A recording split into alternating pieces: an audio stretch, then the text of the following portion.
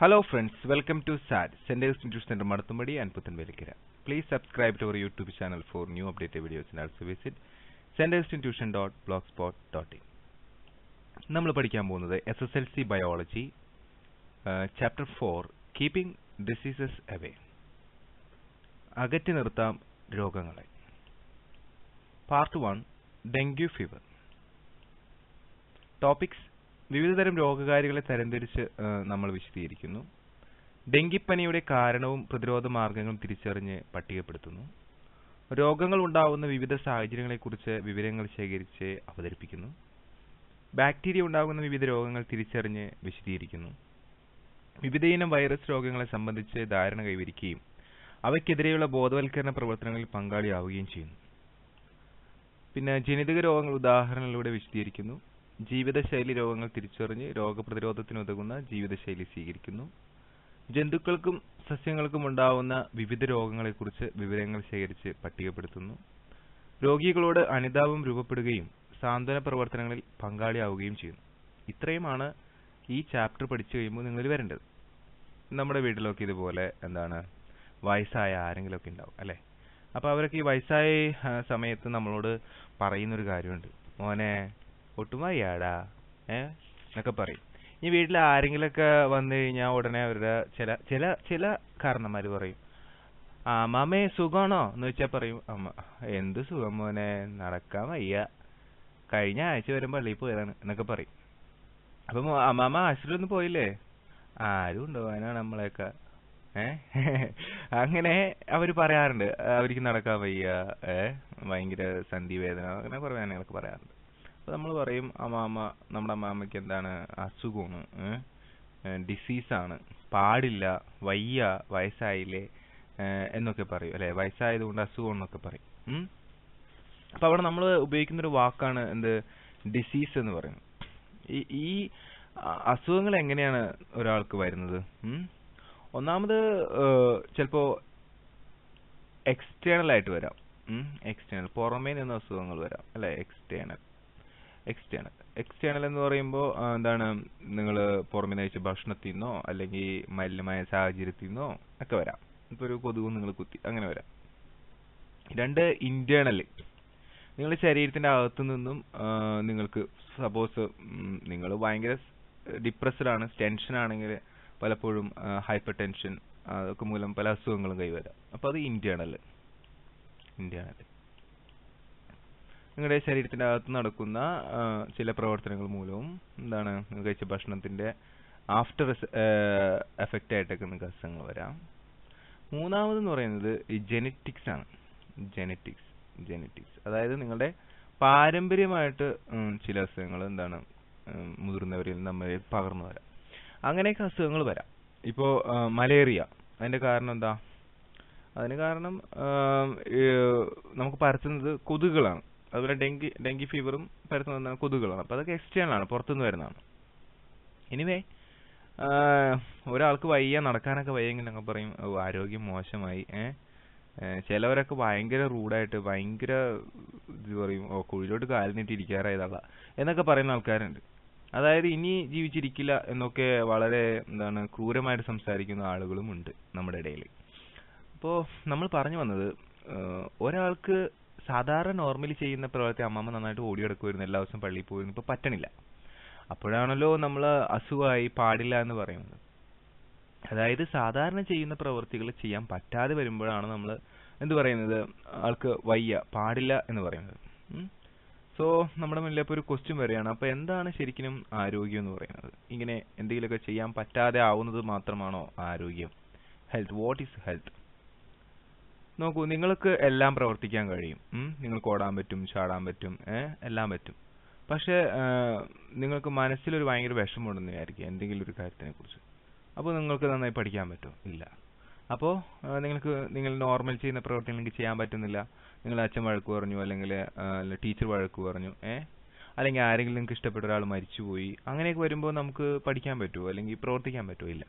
അപ്പോൾ ഇത്ര നേരം വരെ നമ്മൾ പറഞ്ഞത് ഫിസിക്കൽ ഹെൽത്തിനെ കുറിച്ചാണ്, ഓടുക, ചാടുക, ഓക്കെ. അസുഖങ്ങളില്ലാതിരുന്നാൽ ഈ ഹെൽത്ത് ഉണ്ട് നമുക്ക്, ശരി, സമ്മതിച്ചു. പക്ഷേ അത് മാത്രമാണോ ഹെൽത്ത്? അല്ല.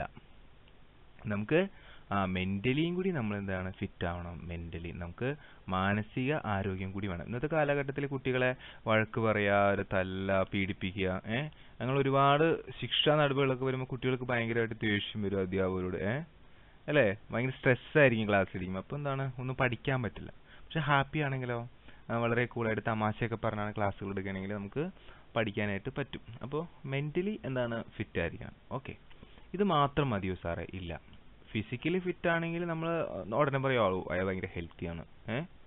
പക്ഷെ മെന്റലി ഫിറ്റ് അല്ലെങ്കിലോ, ഹെൽത്തി ആണെന്ന് പറയുന്ന അർത്ഥമുണ്ടോ? ഇല്ല. ഇത് മാത്രമല്ല, പിന്നെ സോഷ്യലി ഫിറ്റ് ആണ്. സോഷ്യൽ എന്ന് പറഞ്ഞാൽ നിങ്ങൾക്ക് നല്ല ഫ്രണ്ട്സ് വേണം. അതുപോലെ നിങ്ങൾ ജീവിക്കുന്ന സാഹചര്യം, എൻവയോൺമെന്റ്, ആ എൻവയോൺമെന്റ് ഒക്കെ എന്താണ് വളരെ ക്ലീൻ ആയിരിക്കണം, നല്ല വൃത്തിയുള്ള സ്ഥലങ്ങളായിരിക്കണം. അല്ലാണ്ട് വളരെ എന്താണ് മോശമായിട്ടുള്ള അഴുക്കുകളൊക്കെ ചാലക്കുള്ള സ്ഥലങ്ങളിൽ അല്ലെങ്കിൽ പുകയൊക്കെ വരുന്ന സ്ഥലങ്ങളിൽ അവിടെയൊക്കെ ആണെങ്കിൽ നിങ്ങൾ താമസിക്കുകയാണെങ്കിൽ നിങ്ങൾക്ക് തീർച്ചയായിട്ടും ഡിസീസ് വരും. അപ്പോൾ നല്ല ആരോഗ്യം എന്ന് പറയുന്നത് ഒരാൾ ഫിസിക്കലി ഫിറ്റ് ആയിരിക്കണം, മെന്റലി ഫിറ്റ് ആയിരിക്കണം, നല്ല ഒരു സോഷ്യൽ എന്താ പറയാ ബിഹേവിയറും ആ സോഷ്യൽ കമ്മ്യൂണിറ്റിയിൽ ജീവിക്കുകയും ചെയ്യുമ്പോഴാണ് നമുക്ക് നല്ല ആരോഗ്യം ഉണ്ടെന്ന് പറയാം. So what is health? It is A state of complete physical, mental and social wellbeing. മനസ്സിലായോ? എന്താണ് physical, mental and social wellbeing? Suppose നിങ്ങൾക്ക് ഒരു സ്പോർട്സ് നിങ്ങൾ ഓടാൻ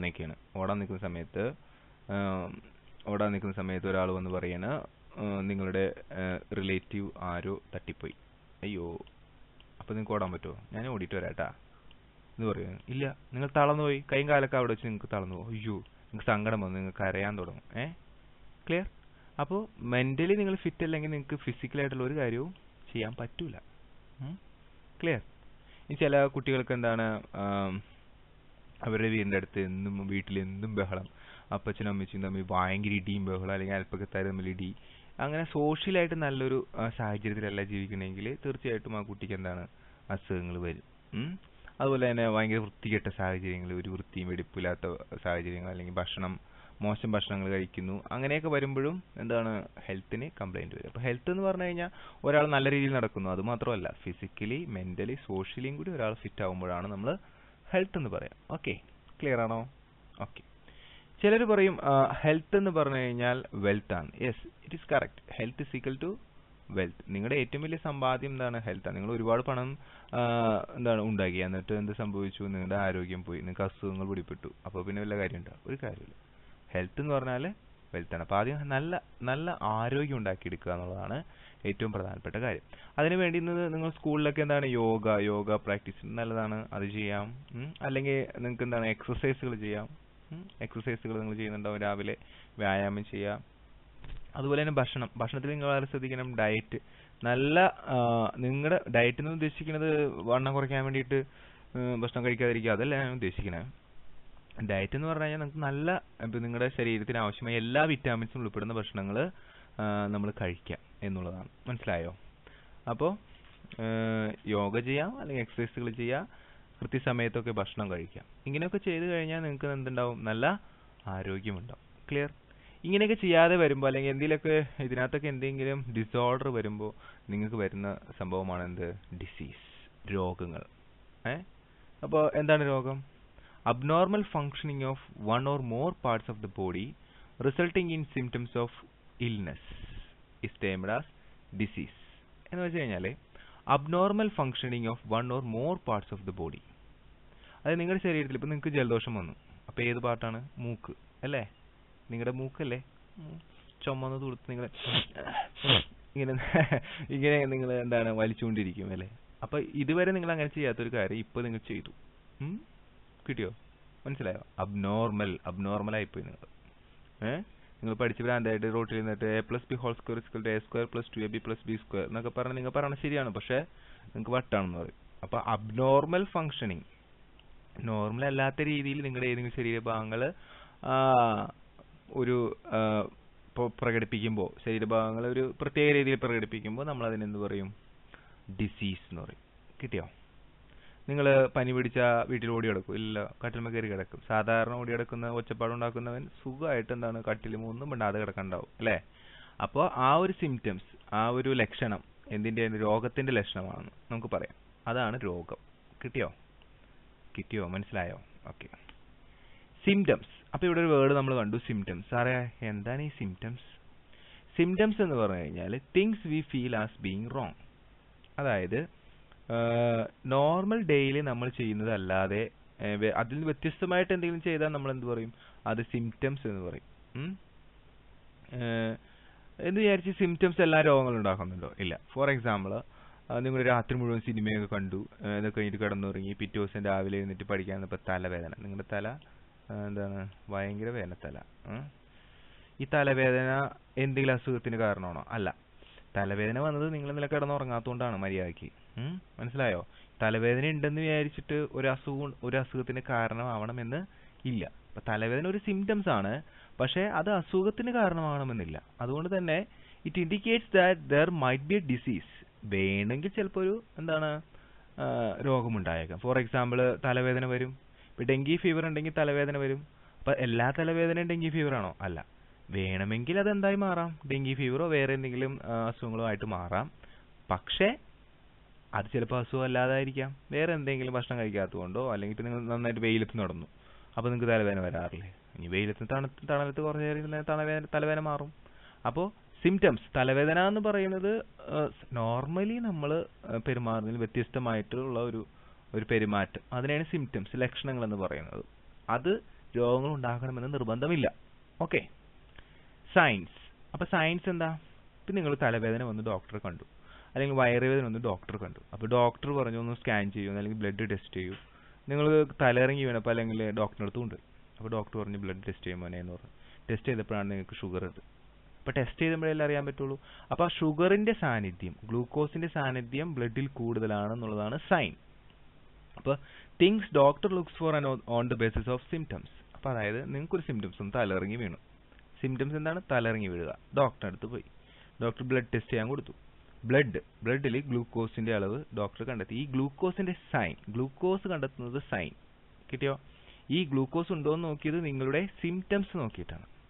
ബ്ലഡ് ടെസ്റ്റ് ചെയ്യാൻ പറ്റും. ഇപ്പോൾ ഡെങ്കി ഫീവർ ഉണ്ടെങ്കിൽ നമുക്ക് ബ്ലഡ് ടെസ്റ്റ് ചെയ്താൽ അറിയാൻ പറ്റും, ഡെങ്കി വൈറസിനെ കാണാൻ പറ്റും. ഓക്കെ. അപ്പോൾ പറഞ്ഞു വന്നത് സിംറ്റംസും സയൻസും സെയിം അല്ല. സിംറ്റംസ് നോക്കിയിട്ടാണ് സയൻസ് ഏതായിരിക്കും എന്നുള്ളൊരു നിഗമനത്തിലേക്ക് എത്തുന്നതും പരിശോധിക്കുന്നതും. സയൻസ് ഉണ്ടെങ്കിൽ, അതായത് ഈ ഒരു വൈറസിന്റെ സാന്നിധ്യം കണ്ടുവെങ്കിൽ തീർച്ചയായിട്ടും എന്തുണ്ട്? It indicates the presence of diseases. അപ്പോൾ വളരെ പ്രധാനപ്പെട്ട ഡിഫറൻസ് ഇവർ തമ്മിലുണ്ട്.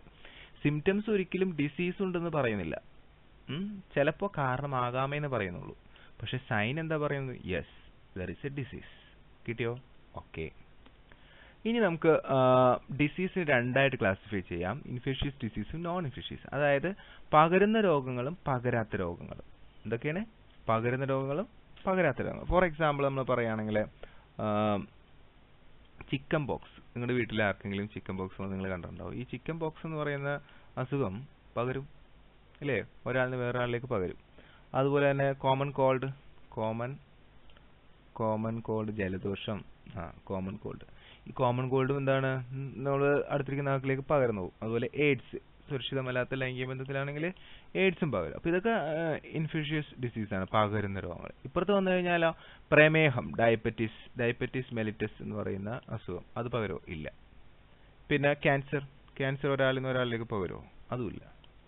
ആസ്മ, ഇതൊന്നും പകരില്ല. സോ ഇത്തരം രണ്ട് ക്ലാസിഫിക്കേഷൻ, പകരുന്നതും പകരാത്തതും. അതിനകത്ത് നമ്മൾ പകരുന്നതിനെ കുറിച്ചാണ് ഇപ്പോൾ ആദ്യം ചർച്ച ചെയ്യുന്നത്. ഓക്കെ. ഇനി നമുക്ക് അറിയേണ്ടത് കോസസ് ഓഫ് ഡിസീസ് ആണ്.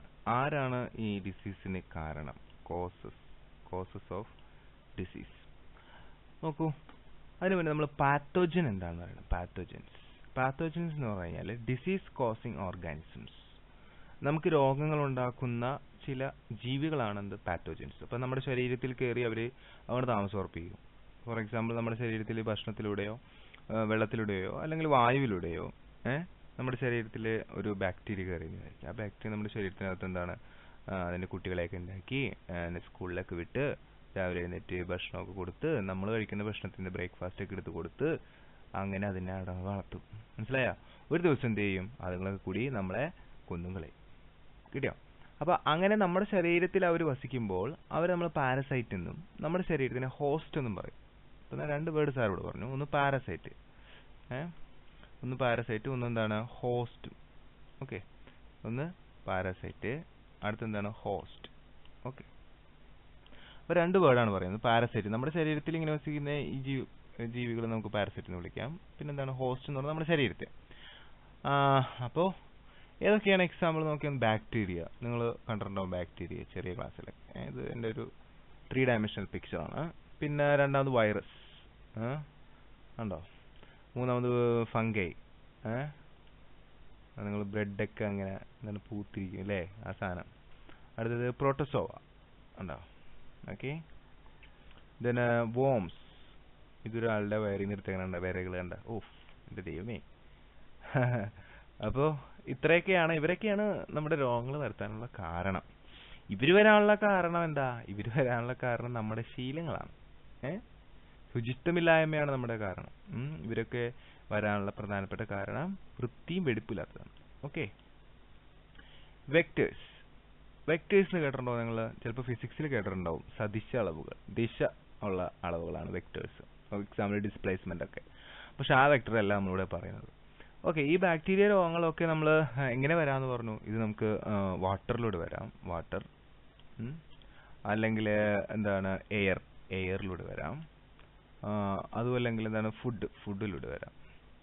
ഇതുകൂടാതെ ഇത് നമ്മുടെ ഈ രോഗാണുക്കൾ, അതായത് ബാക്ടീരിയ വൈറസിനെ നമ്മുടെ ഇതിലേക്ക് കൊണ്ടൊന്ന് കുത്തിവയ്ക്കുന്ന ചില ആൾക്കാരുണ്ട്. കൊതുക്, മോസ്കിറ്റോ, കൊതുക്. അതുപോലെ എലിമൂത്ര കോഴി, അങ്ങനെ പല പല ജീവികൾ, പ്രാണികൾ, ഈച്ച, പാറ്റ, ഇതൊക്കെ വഴിയായിട്ട് നമ്മുടെ ശരീരത്തിലേക്ക് എന്ത് ചെയ്യും, അല്ലെങ്കിൽ നമ്മുടെ ഭക്ഷണപദാർത്ഥം നമ്മുടെ വീട്ടിലേക്ക് എന്താണ് ഈ രോഗാണുക്കളെ എത്തിക്കും. അവരൊക്കെയാണ് എന്ന് പറയുന്നത് വെക്ടേഴ്സ് എന്ന് പറയുന്നത്. So a vector is an organisms that does not cause disease itself. അപ്പോൾ അവര് രോഗം ഉണ്ടാക്കി തന്നെ അല്ല, മറിച്ച് എന്താണ്, ബട്ട് വിച്ച് സ്പ്രെഡ്സ് ഇൻഫെക്ഷൻ. കണ്ടോ, അതിലോ എല്ലായിടത്തും എത്തിക്കുന്ന ആൾക്കാരാണ് ആര്, vectors. By conveying pathogens from one host to another. കണ്ടോ, അപ്പം നമ്മുടെ ശരീരത്തിൽ ഒരു ഡെങ്കി വൈറസ് ഉണ്ടെങ്കിൽ നമ്മളെ കൊതുക് ഒന്ന് കുത്തിയിട്ട് ആ വൈറസിനെ വേറൊരു ആളുടെ മേത്ത് നിന്ന് കുത്തുമ്പോൾ അങ്ങോട്ട് പോവും. മനസ്സിലായോ? Clear? Species of mosquito, for example, serves as vector for the deadly disease malaria. ഉണ്ടോ, ഈ കൊതുകൊക്കെ വന്ന് നമ്മുടെ മേത്തൊന്ന് കുത്തുമ്പോൾ എന്താ സംഭവിക്കണമെന്ന് നോക്കി. ഈ കൊതുകിൻ്റെ ഇവിടെ കൊതുക് വായിൽ നിന്ന് സലൈവ ഇങ്ങോട്ട് ഇടും. എന്തിനാണെന്ന് വെച്ചറിയാമോ?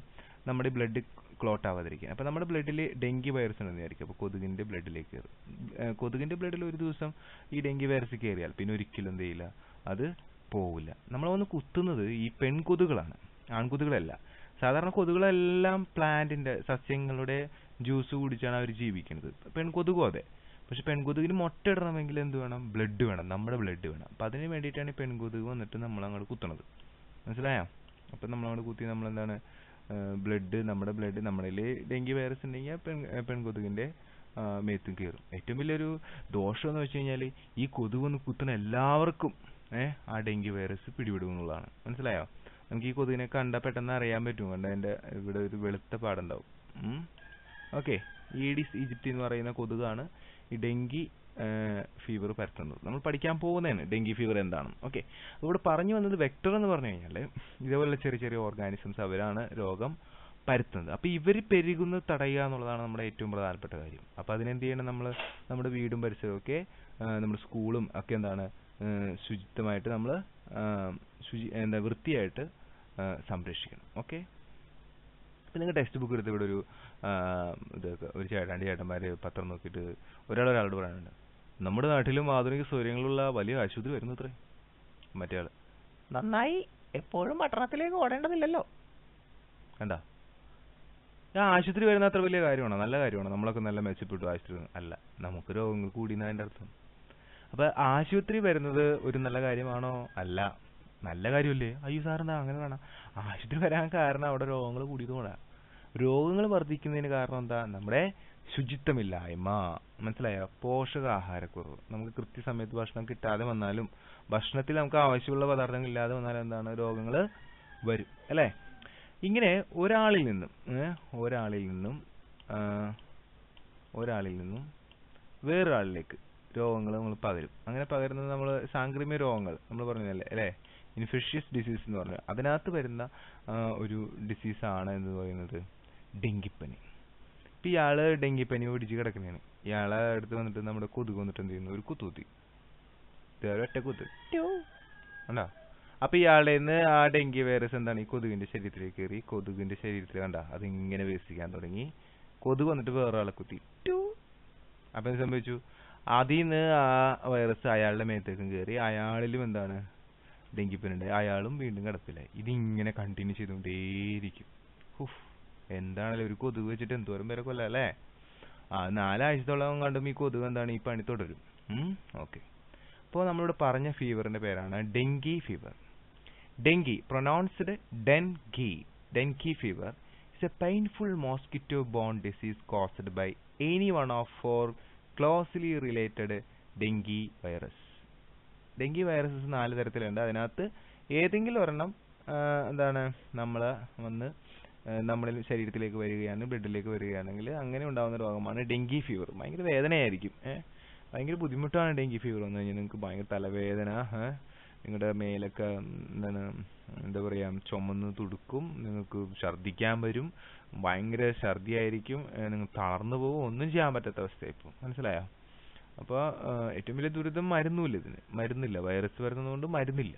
ഓക്കെ, നമുക്ക് നോക്കാം ഡെങ്കി ഫീവർ എന്താണ്, അതിൻ്റെ പാത്തോജൻ ആരാണ് ഈ ഡെങ്കി ഫീവർ വരുന്നത്? ആരാണ്? ഈഡിസ് ഈജിപ്തി. എന്താണ് ഈഡിസ് ഈജിപ്തി എന്ന് പറയുന്ന ദഹിപ്പനാണ് ആള്. കണ്ടോ ഇവിടെ ഇങ്ങനെ വെളുത്ത പാടക്കണം. ഇന്ന് വിചാരിച്ച് ഇങ്ങനത്തെ ഒരു കൊതുക് വന്നിട്ട് നിങ്ങളെ കുത്തിക്കഴിഞ്ഞാൽ അയ്യോ ഈ കൊതുക് എനിക്ക് ഡെങ്കിപ്പനി ഒന്നും പേടിക്കൊന്നും വേണ്ട. ഡെങ്കി വൈറസ് ഉള്ള കൊതുക് വന്ന് നമ്മളെ കുത്തണം. മനസ്സിലായ? Aedes aegypti. Dengue fever is transmitted by the bite of an Aedes mosquito infected with a dengue virus. Dengue virus ഉള്ള ഒരു ഈഡിസ് ഈജിപ്തി എന്ന് പറയുന്ന കൊതുക് വന്ന് നമ്മളെ കുത്തിയാലാണ് നമുക്ക് എന്തുണ്ടാവും? ഡെങ്കി ഫീവർ ഉണ്ടാവും. The mosquito becomes infected when it bites a person with the dengue virus in their blood. ഈ കൊതുകിനെ എവിടെ നിന്നാണ് കിട്ടുന്നത്? കൊതുക് ഉണ്ടാക്കണേണോ? അല്ല. കൊതുക് ഈ രോഗമുള്ള ഒരാളെ പോയി കുത്തുമ്പോഴാണ് അയാൾക്ക് നിന്നും കൊതുകിന് കിട്ടുന്നത്. അത് നമുക്ക് കൊണ്ട് തോന്നും. It cannot be spread directly from one person to another person. ഇനി നമ്മളിൽ നിന്നും വേറൊരാളിലേക്ക് ഇത് പോരോ? ഇല്ല. പകരും ഒരാൾ കൊതുക് ഒന്ന് കുത്തിയിട്ട് വേറൊരു ആൾ വന്ന് കുത്തിയാൽ പകരും. Clear? Okay. Symptoms of dengue fever. എന്തെല്ലാം ലക്ഷണങ്ങളാണ് നിങ്ങൾക്ക് ഡെങ്കി ഫീവർ ഉണ്ട് എന്ന് സംശയിക്കാൻ ഇടയാക്കുന്നത്? സിംറ്റംസ് എന്ന് പറഞ്ഞാൽ അത് ഉറപ്പില്ല, ലക്ഷണങ്ങളാണ് കേട്ടാ. Symptoms which usually begin 4 to 6 days after infection. നിങ്ങൾ കുത്തിയതിന് ശേഷം ഒരു 4-6 ദിവസം കഴിഞ്ഞിട്ടായിരിക്കും നിങ്ങൾക്ക് ഇതിന്റെ ലക്ഷണങ്ങൾ പ്രകടമായി തുടങ്ങുക. അപ്പോൾ അറിയാൻ പറ്റൂല. ലാസ്റ്റ് 4 up to 10 days, 10 ദിവസം വരെയൊക്കെ എന്താണ് അത് നിലനിൽക്കും. സഡൻ ഹൈ ഫീവർ, ഭയങ്കര പനി, ശക്തമായ പനിയായിരിക്കും നിങ്ങൾക്ക് ഉണ്ടാവുക. മറ്റൊരു ലക്ഷണം സിവിയർ ഹെഡ് ഏക്സ്, ശക്തമായ തലവേദന. ഓക്കെ. പിന്നെയോ പെയിൻ ബിഹൈൻഡ് ഐസ്, കണ്ണിന് ചുറ്റും ഭയങ്കര വേദന. Okay. 4 severe joint and muscles pain. എൻ്റെ മുട്ടുവേദന ഉണ്ടോ? ഇവിടെ കഴുത്ത്, ഇവിടെ വേദന, ഇവിടെ വേദന, ഇവിടെ വേദന, എല്ലായിടത്തും വേദന. എക്സ്ട്രീം ടയർഡ്നെസ്, ഒന്നും ചെയ്യാൻ പറ്റില്ല, അവശതയായിപ്പോയി, ഒരു പണിയെടുക്കാൻ പറ്റാണ്ട് എന്താണ് തളർന്ന് കിടക്കും. നോസിയ എന്ന് പറയുന്നത് എന്താണ്? ഛർദിക്കാൻ വരുന്നു, ഛർദിച്ചിട്ടില്ല, ഛർദിക്കാൻ വരും, വെറുതെ പാത്രം വെച്ചിരിക്കാന്നല്ലാണ്ട് ഒരു പ്രതീക്ഷയില്ല. അത് വോമിറ്റിംഗ് എന്താണ്? ഛർദിച്ചു കേട്ടാ. പിന്നെ എന്താണ്? Skin rash. വോമിറ്റിംഗ് എന്താണ്? ഛർദിച്ചു പോയി. Skin rash which appears 2 to 5 days after the onset of fever. Skin rash എന്ന് പറഞ്ഞാൽ സഹിക്കാൻ പറ്റില്ല കേട്ടോ. കണ്ടോ? അയ്യോ. അടുത്തത് മൈൽഡ് ബ്ലീഡിങ്. മൂക്കിന്നോ അല്ലെങ്കിൽ നമ്മുടെ പല്ലിൻ്റെ ഇടയെന്നോ അല്ലെങ്കിൽ കണ്ണിൻ്റെ ഇടയെന്നൊക്കെ വരെ എന്താണ് ചെറിയ ചെറിയ രക്തം ഇങ്ങനെ പൊടിയും. ഇത് കണ്ട് നിങ്ങൾ ഞെട്ടും കേട്ടോ. അയ്യോ അല്ലേ? അപ്പോൾ ഇത് രോഗത്തിൻ്റെ പ്രത്യേകത മനസ്സിലായ? Dengue fever. Okay. And treatment four dengue fever. നമ്മൾ എന്ത് ചെയ്യും ഇങ്ങനെ വന്നാൽ? there is no specific medicine ഇല്ല മോനെ to treat dengue infection. If you think you may have dengue fever, you should use pain relievers and consult. നിങ്ങൾ ഡോക്ടറെ കാണണം, പിന്നെ വേദന കുറയ്ക്കാനുള്ള എന്തെങ്കിലും മരുന്ന് കഴിക്കാന്നല്ലാണ്ട് ഇതിന് പ്രത്യേകിച്ച് മെഡിസിൻ ഒന്നുമില്ല. So preventing dengue fever. അപ്പോൾ എന്ത് ചെയ്യും സാർ? അയ്യോ മെഡിസിൻ ഇല്ല, അപ്പോൾ ഞങ്ങൾ എന്ത് ചെയ്യും? വന്നാൽ വരാതിരിക്കാൻ നോക്കുക, അതാണ്. സോ ഹൗ, എങ്ങനെ? there is no vaccine to prevent dengue fever. മന്ദരോഗം എന്നൊക്കെ പറഞ്ഞാൽ നമ്മുടെ വീട്ടിൽ കരുതേ മന്ദരോഗത്തിൻ്റെ ഗുളിക ഉണ്ടാ, നമ്മൾ വലിയ ജാടയെ കാണിച്ച് കഴിക്കാതൊക്കെ ഇരിക്കും. പിന്നെ പോളിയോൻ്റെ ഗുളിക കഴിക്കും, പോളിയോ മരുന്ന് കഴിക്കുന്നൊക്കെ പറഞ്ഞ് കുറേ നിർബന്ധിക്കാറുണ്ട്. അതേപോലെ നിങ്ങൾക്ക് തന്നുവിടാനായിട്ട് വാക്സിൻ ഒന്നും ഇല്ല. എന്തിന്? Dengue ഫീവറിന്. കഷ്ടമായിപ്പോയി. The best way to prevent this disease is to prevent bites by infected mosquitoes. എന്താ നിങ്ങൾ പിന്നെ ചെയ്യുക? നിങ്ങൾക്ക് അടി കൊള്ളാതിരിക്കുക അല്ലേ? കടി കൊള്ളാതെ ഓടാ എന്ന് വെച്ചാൽ കൊതുകിനെ കാണുമ്പോൾ ഓടിപ്പോകാൻ പറ്റും നമുക്ക്. കൊതുകിന് ഉള്ള സ്ഥലങ്ങളെ നശിപ്പിച്ച് കളയാന്നുള്ളതാണ് ഏറ്റവും പ്രധാനപ്പെട്ട കാര്യം.